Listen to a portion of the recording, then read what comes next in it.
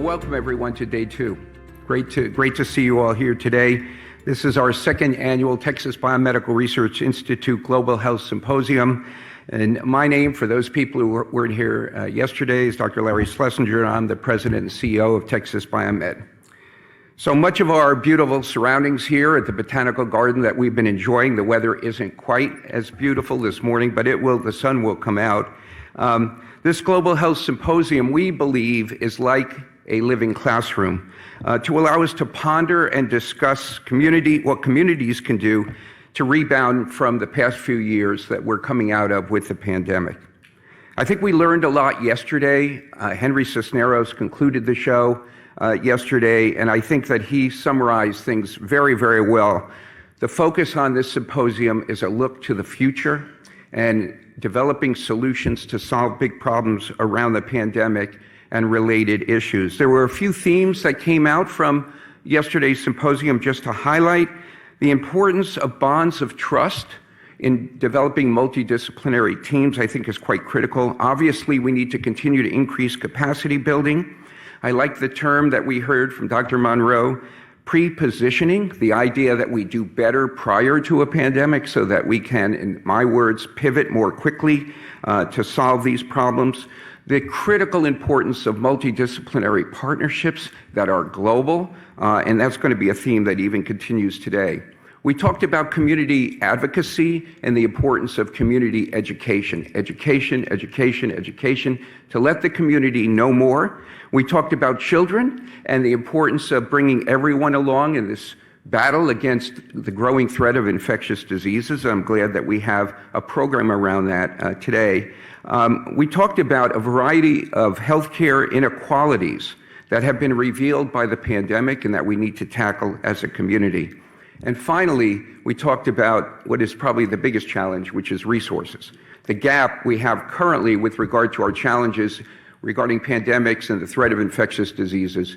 And that gap's pretty big. What wasn't discussed from my perspective is the fact that all infectious diseases are on the rise following this pandemic, and that gap will only increase further if we don't do better, and as I said yesterday, do it together. So San Antonio and Bexar County, like many other places around the world, experienced the economic and societal challenges of the pandemic, from unemployment to higher rates of depression. But we are recovering here locally and in the region. Local efforts are ensuring that our community currently is building back stronger. I can't think of anyone better to speak on this issue about resilient communities than our very own county leaders that are with us today, who've led extraordinary efforts to inform and educate the public using the solid foundations of science.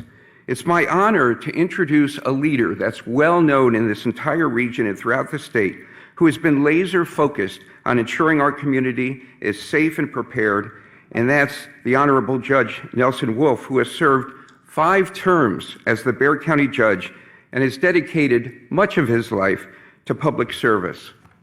He decided to retire at the end of this year, and Judge, we will certainly miss your enthusiastic leadership and support related to issues of public health. We know that you will continue to be a strong advocate of science and the community. We want to thank you all for your service, and I wanted to invite you up to the podium to say a few words. Let's welcome Judge Wolff. Well, thanks, Larry, and thanks for the tremendous work Texas Biomedical has done throughout this pandemic. They were leading edge, right on top of research, and without their help, as a major component of research throughout the United States, we would have been in worse condition. So we thank you very much for that, Larry. You're lucky to have Cheryl Scully on your board. I think she's only called me about 4 or 5 times about when are you going to put up some money for Texas Biomed. I hope we're going to be able to do that. We think we're going to be able to start voting sometime in June, I think, Tommy, I hope, that we'll be able to start voting then in terms of how we will be allocating the money. I think there's a sense among most members of the Commissioners Court, if not all of us, that public health is right at the top part of the agenda.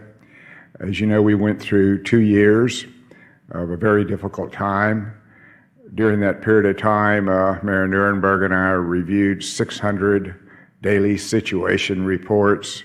We had over 400 conferences with health officials, and we had 319 media briefings at 6:13 every night, where we explained to the public where we were, what precautions we should take, and the emergency orders that we issued. Now, we learned a few things. And we all came away with the sense that we need to be much better prepared for the future. I, for one, thought that hospitals should not just be on the back end of the pandemic. They're the ones that were at risk from the failures or the successes of public health. When people ended up in the hospital, it brought certainly danger to nurses and health technicians. I believe across the world, some 2,000 nurses died because of COVID. Numerous healthcare workers also died that were working in hospitals. So I thought it was important that we get hospitals up at the front end. One of the major jobs we have is to make sure that we have a strong Bexar County Hospital District. Commissioners Court appoints a 7-member board of managers to it, sets their tax rate, sets their budget, and sets their debt rate. So we had a good long talk with them, and what emerged out of that, just this last Tuesday, they agreed to set up a division of Institute of Public Health and Health Equity, have a person leading that up, Dr. Villarreal, who has a degree in public health, and so he will be putting together the pieces of some 9,000 people that work for the health district, some 23 clinics that they have throughout the community, the tremendous data system they have, state-of-the-art wired hospital. So they're going to bring a whole new focus to public health that we never had before through a hospital system. So we're very proud of the efforts that they're taking. I hope next week we'll begin some discussions regarding about Commissioners Court and our staff that we cobble together. We do various pieces of public health through 5 different agencies, 5 different departments. We hope to be able to get that better organized. And I'm a big proponent, as I know the rest of the court is, in terms of preventive health. One of the outstanding projects that we began was a project that Tommy Calvert was leader on. We have 10 acres on the east side of San Antonio, where we're bringing the headquarters for Texas AgriLife to that facility. And then we actually grow vegetables and plant them and give them away. And so we hope, and I hope that we'll be able to get support among the court commissioners to have a strong outreach and education program of what can we do to help ourselves before we get sick. Diabetes, hypertension, obesity, all of the terrible things that affect so many people. Many people died long before they should have, but most of them had underlying health issues. So if we can get on the front end of that and really do a better job of reaching out to people, trying to help them before they get sick, not after they get sick, whether it be a health assessment, whether it be nutrition, dietary measures, how can we help them become a better person and not end up like we saw during the pandemic? So hopefully we'll be able to step up and do that and make a difference in that. We got a good partnership with the city of San Antonio. Eric Walsh, who's the city manager now, has really ramped up Metro Health, and it was a really privilege to work with them. But now we have a much larger encompassing of what we all want to do, not duplicating, but enlarging the outreach to how we can help people. One of the big proponents of public health is our Commissioner Rebeca Clay-Flores. She worked for some 5 or 6 years for Metro Health, so she has a good sense of the real issues that are facing us out there as we do the number of things that we can to help people. So I'm going to ask Rebeca to come up and say a few words, and we appreciate her leadership on the court.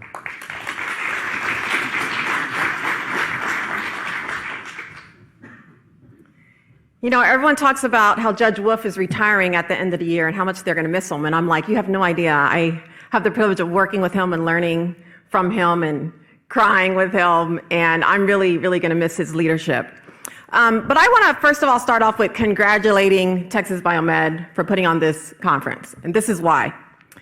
So often, I mentioned this briefly yesterday on the panel. One of my colleagues is here who was on the panel with me, Dr. Wiesenthal. But I mentioned this yesterday. Oftentimes, I'm the diversity in the room, as a woman, as a Black woman, and as a Mexican woman.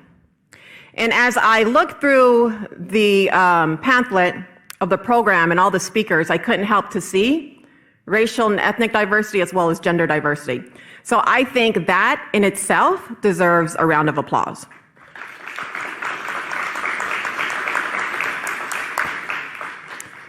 So as the commissioner of Precinct 1, which is everything south of downtown, including Sandy Oaks, Somerset, Von Ormy, it goes all the way up to the southwest side, Lackland, SeaWorld, Westover Hills, all the way up to Alamo Ranch, including Texas Biomed. So I have a very diverse area. And there are things that I have been advocating about for years. And it's unfortunate that something like a worldwide pandemic is what it's taken for people to finally understand that we need to put our money where our mouth is. So as Judge Wolff said, I had previously worked at Metro Health. And there are many stories I can share, but I'm just going to say one. I was fighting for a mental health panel and had a lot of pushback. I finally got it done. But the person I reported to at the time, an assistant director, asked me, well, what does mental health have to do with public health?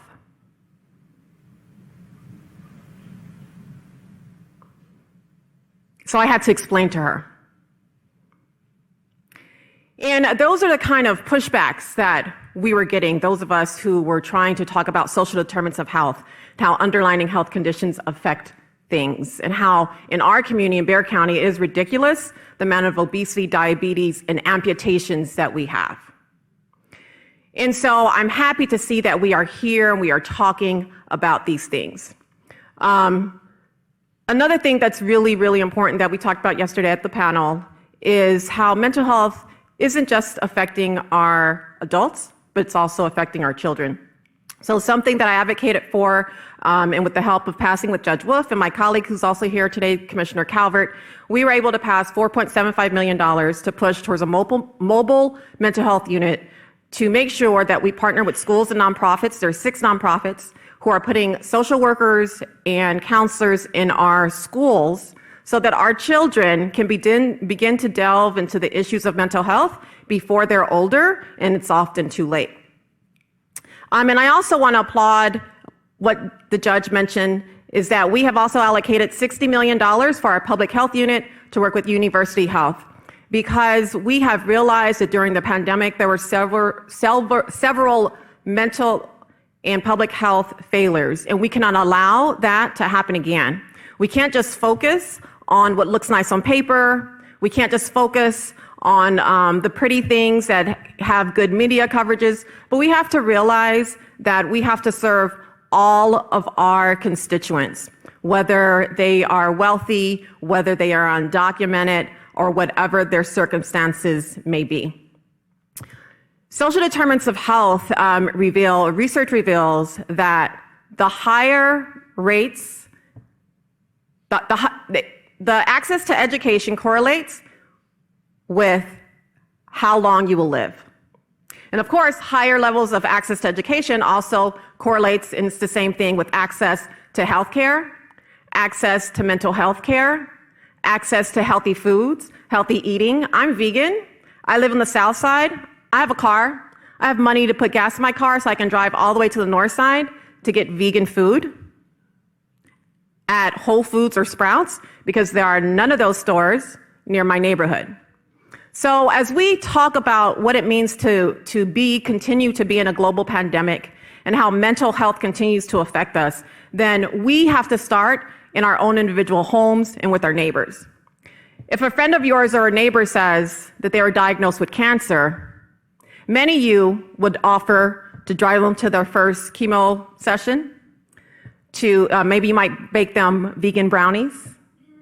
But if someone says, I was diagnosed with anxiety, my child was diagnosed with bipolarity 2,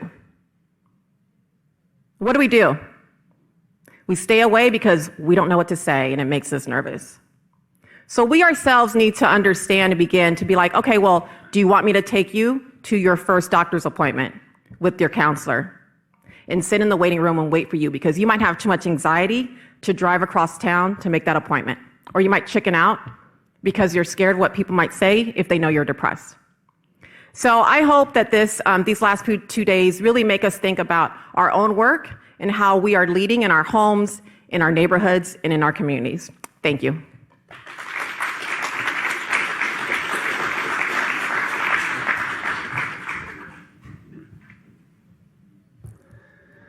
Thank you very much, Commissioner. Very important words for us to hear today and directly germane to goals of this conference that we need to continue to work together to improve. So I appreciate those comments a great deal. The leadership that you and your colleagues in the county have shown during the last few years has been truly remarkable from my perspective as a physician scientist dedicated to eradicating infectious diseases and working on pandemics. I've marveled at the speed in which you all galvanized resources, and we heard, Nelson, today about resources that we're providing in this domain to do better in public health and to keep our residents safe and protected. You never wavered on the science, which is absolutely critical. Facts over fiction have been critical during this pandemic, and your daily evening talk to the public has helped the public understand those facts on a daily basis. And those talks also helped us direct recommendations and policies, which we have followed to be a safer community together, and this is extremely meaningful for all of us. Now, I know that all of your colleagues on the Bexar County Commissioners Court stood with you on these initiatives and in the trenches. And with that, and his name has been mentioned a few times, but Tommy Calvert is here, who is one of our commissioners, and he's broadcasting live from his district here today. Tommy Calvert, Commissioner Calvert, could you join us on stage, please, at this point? Let's welcome him to the podium.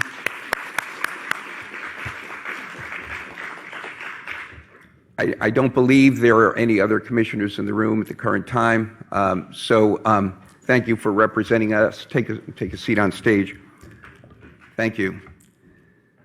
So, in honor of your shared leadership during the past few years, we are proud to present Bexar County with the inaugural Texas Biomedical Research Institute Stand for Science Award that we will be providing now annually. And I have it right here. And that's correct. You'll note that this beautiful bone glass of this award, Tommy already knew the punchline, symbolizes the double helix, which is actually in Texas Biomedical Research Institute's logo. So we want to thank you very much for your leadership and support of science, and let's all share in a round of applause with the entire Bexar County leadership who has worked hand in glove not only with the city, but with the community and making us safer, healthier, and more resilient.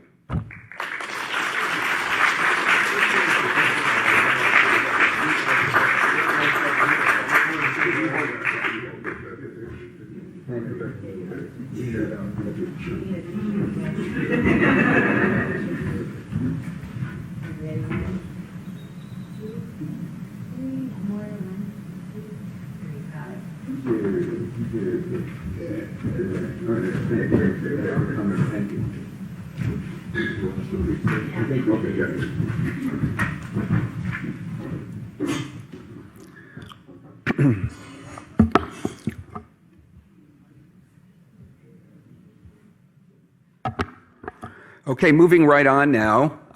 It is indeed my distinct pleasure to introduce Days 2 Texas Biomed Global Health Symposium keynote speaker, Dr. Tony Frank, who is currently Chancellor of the Colorado State University system.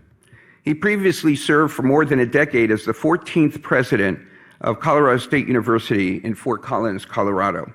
Dr. Frank earned his doctorate of veterinary medicine degree from the University of Illinois and a PhD in residencies in pathology and toxicology at Purdue University. Prior to his appointment as CSU's president in 2008, he served as the university's provost and executive vice president for research, chairman of the pathology department, and associate dean for research in the College of Veterinary Medicine and Biomedical Sciences. I don't think there's a position of leadership he hasn't held at Colorado State University in reviewing his bio. He was appointed to a dual role as chancellor in 2015 and became full-time systems chancellor in July 2019. So Dr. Frank will come and speak to us about a different case for the role of community in biomedical innovation. Please join me in welcoming Dr. Frank to the podium.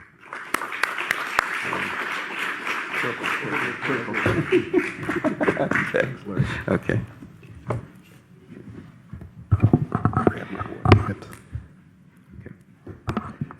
Larry and I both remember the days when getting onto a podium wasn't a risk factor, but those are past, sadly. So first of all, thank you all for having me here to speak to you today. I would tell you that I think in response to situations like the pandemic, leadership is critically important. And from listening to the presentations now and hearing some of the people speak, you've been blessed with good leadership here, and don't take that for granted. So it is a real pleasure for me to be here, especially to be speaking at a symposium where pandemic isn't included in the title. That said, obviously, pandemic is still the dominant biomedical topic before us today.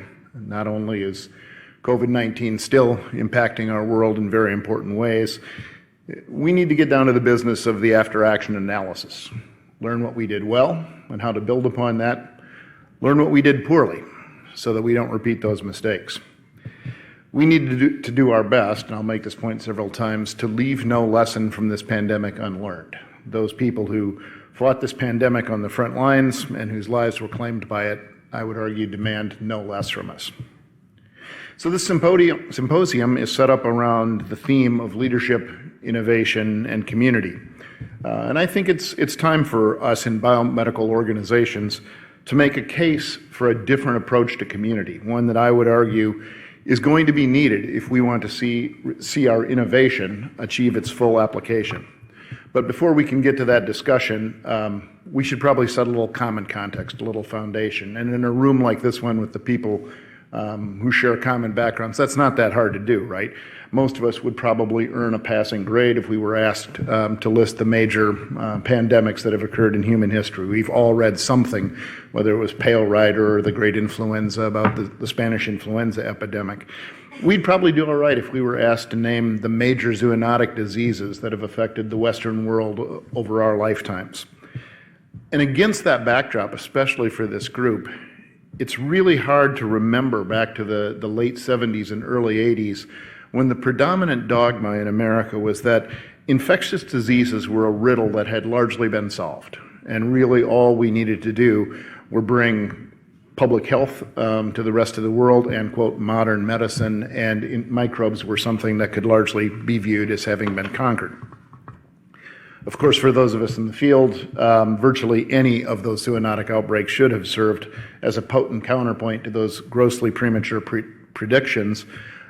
But the anthrax attacks on Washington, D.C. in 2001 served, at least for a moment, as a wake-up call that people seem to have actually heard. NIAID was allowed to launch the National Biodefense Network, capacity was built at regional biocontainment labs, funds were invested in research at regional centers of excellence. There was talk of better linking human and animal disease reporting systems, although that effort largely lost momentum.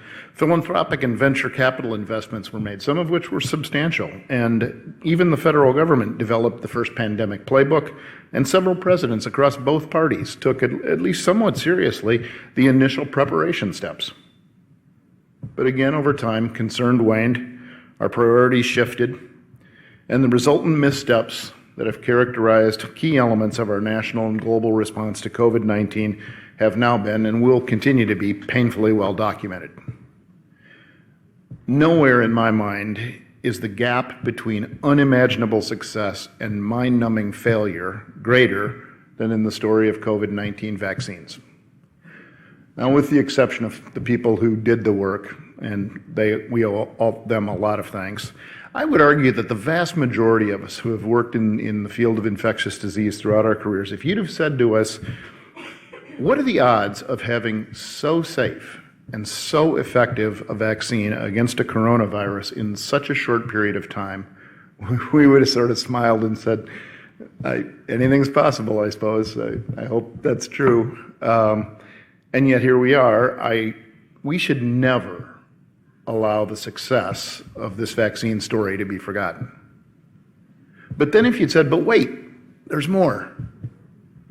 A whole series of people are going to refuse to take the vaccine on the basis of mistrust, misinformation, and fear.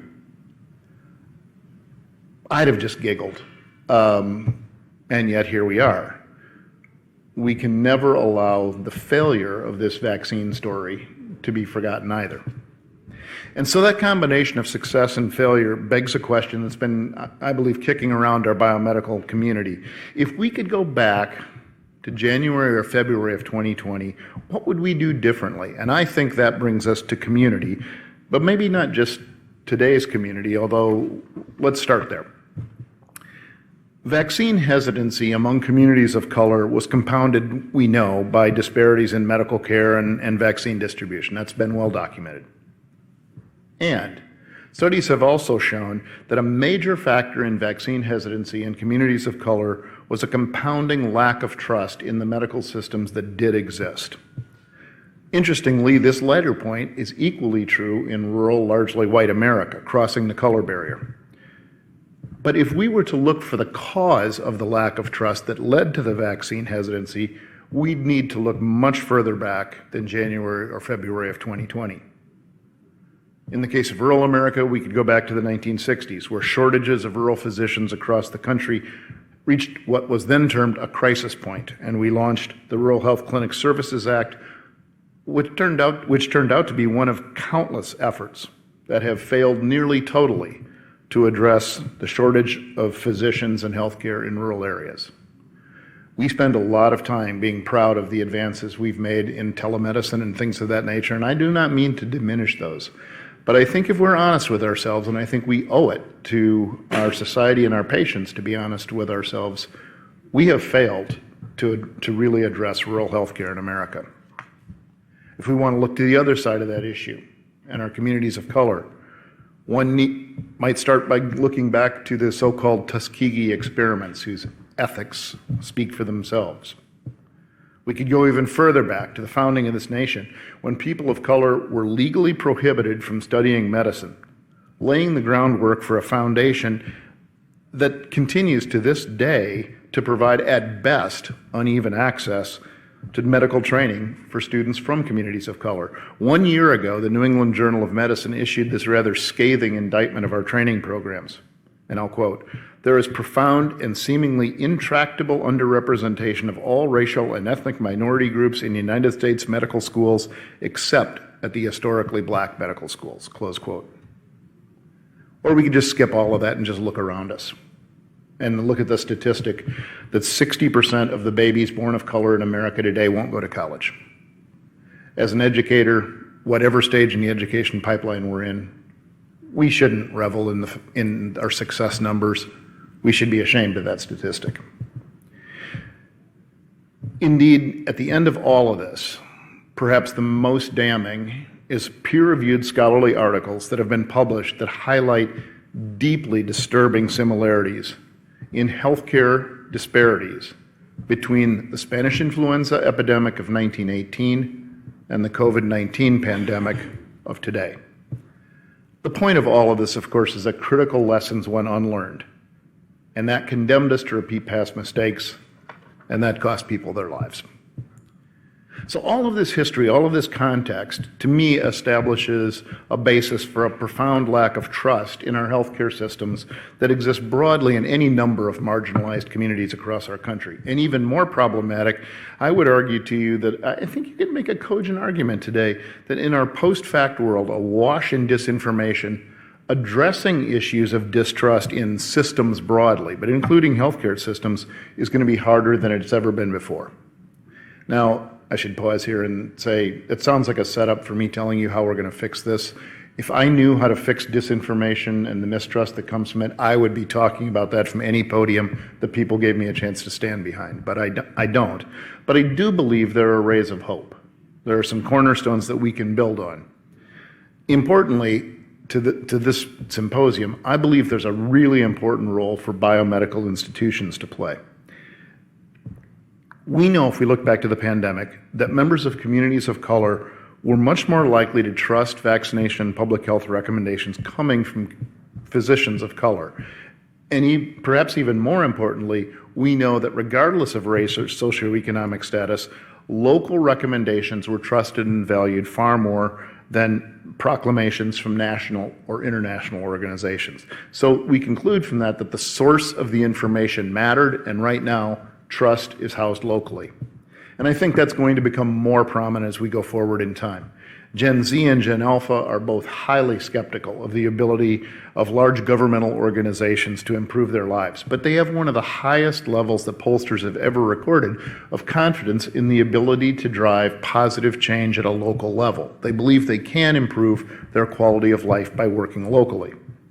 Now, contrast this, at least in my opinion, to those of us, and I won't lump all of you who are younger than me into this category, but contrast that to the generation that grew up in post-World War II America. We were all focused, and our world was focused on large organizations, national and international. That was where we put our efforts, and I think the same was true in biomedical sciences. For most of us in the biomedical sciences community, community engagement, given that setting, was something that really occurred near the point of delivery of some product, not anywhere near the inception or development. If you phrased it differently, right, we rarely invite people into our labs except for open houses, and we never sit and talk with people about brainstorming or planning before we start.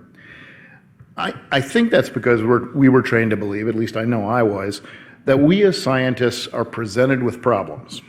We sequentially develop a solution, and then we hand those solutions to a different group of people who deliver them through various mechanisms downstream to us. It's at a point very near the end of this train where someone from the medical delivery system, whether it's a frontline physician or a nurse or another public health official, actually engages the community where the people live who need these solutions. It was a very linear sequential process we were trained in. And I think it's safe to say that for a lot of us in the biomedical sciences community, the aspect of community engagement was essentially not our problem. But the point I'm about to make to you is I believe it is our problem. And I'll base that on a quick story that I'll share with you. So in Denver, in the midst of one of the largest urban redevelopment projects in America, in excess of $5 billion, reside $250 million of 3 buildings constructed by the state of Colorado for Colorado State University. These buildings are focused on food, water, and health. They're designed not to teach classes like a typical university would, but they're designed around K-12 experiential curricular engagement.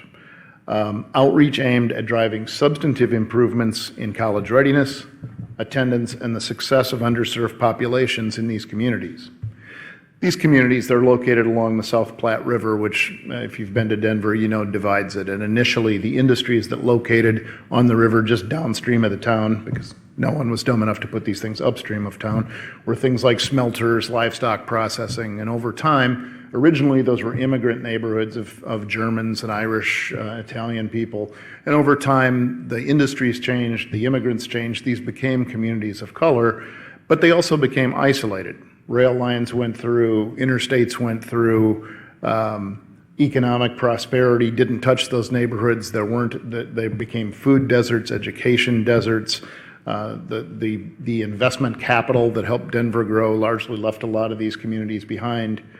And this redevelopment offers the opportunity to reconnect these neighborhoods in important ways physically, with the community. And our goal was to engage the citizens of those communities who are the human talent that we really need to enter our universities to address that 60% of babies of color not going to college in America.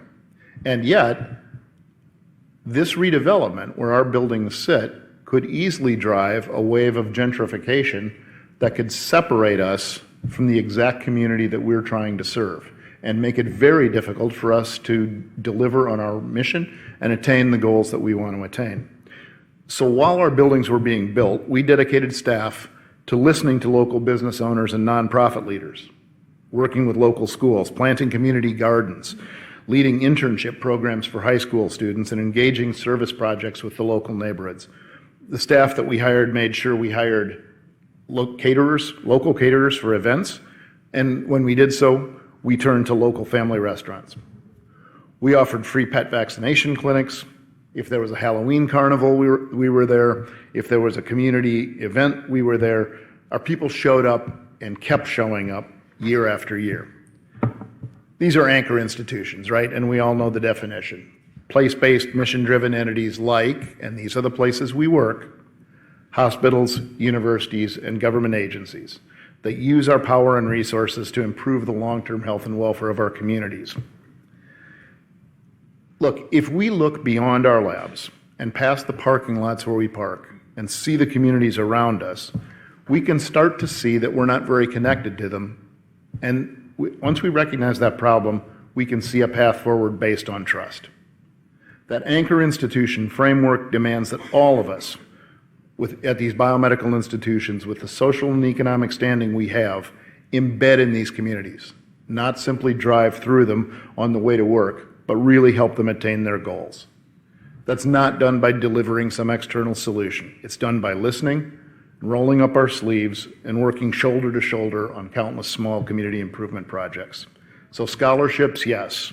Summer jobs and camp opportunities, why not? Local source purchasing, absolutely. Now, CSU is not alone in this anchor institution framework and the success. Detroit is probably the best city example. The Cleveland Clinic has done some wonderful things, the University of Chicago as well. As author Tracy Ross summarized it, General Motors might have left Detroit, Wayne State University didn't.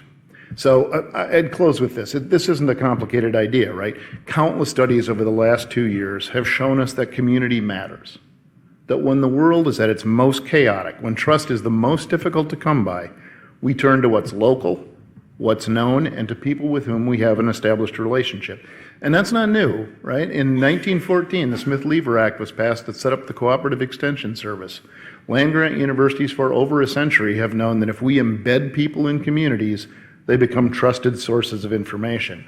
And everything that we know from extension and anchor institutions would tell us that listening first, asking questions second, listening again, and then acting as a partner, not as a solution provider from the outside, is the way to really build that trust. It takes time to dismantle trust. It'll take even more time to build it. But the simple fact is, if we don't do that, we're condemned to our old model, where we try and deliver from the outside in solutions to problems where people may not trust our solution. We've seen where that takes us. We simply have to learn that lesson. So to close, at a symposium dedicated to leadership, innovation, and community, it's the right time to talk about community. And I'm very proud of your symposium for embedding it there. But I would argue maybe we ought to reverse the title and put community first, because nothing that we do to protect the public health, not even the most remarkable scientific breakthroughs like an mRNA vaccine, for example, just to name a recent one, can overcome the generations of mistrust that exist without an understanding of our communities, our neighbors, and their needs, concerns, and aspirations. These connections to people and places will determine whether our future innovations achieve the success that we haven't achieved so far. And if we don't do that, if we don't learn those lessons, then people will pay for it with their lives. And that's a price that none of us should be willing to pay. Thank you all for your time.